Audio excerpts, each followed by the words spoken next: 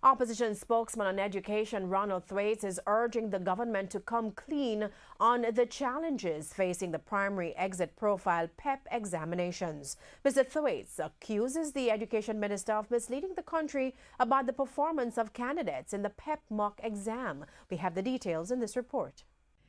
The opposition spokesman on education, Ronny Thwaites, believes students gearing up for the primary exit profile PEP are not adequately prepared. He's accusing Education Minister Senator Ruel Reid of misleading the country about the performance of candidates in the PEP mock exam and wants him to come clean on the challenges facing PEP exams. He's also questioning why the Ministry of Education has refused to release the detailed results. That attempt to paper over the terrible state of students' attainment in language arts and mathematics and science is deceptive.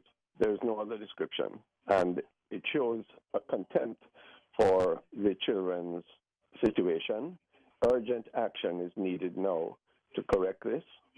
And rushing the primary exit profile when, at least in the only section of it that we have tested, they are clearly inadequately prepared, is a wrong move and needs to be corrected.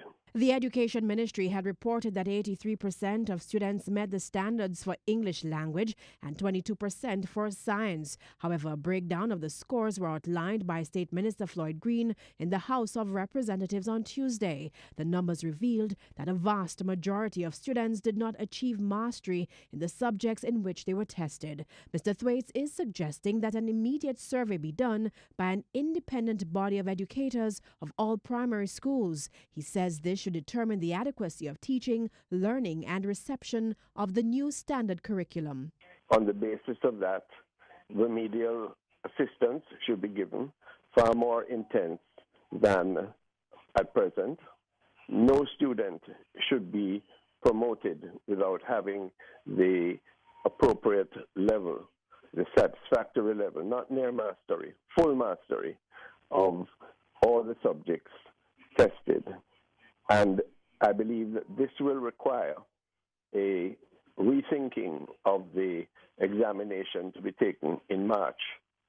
Clearly, the students are not ready for the full rollout of PEP.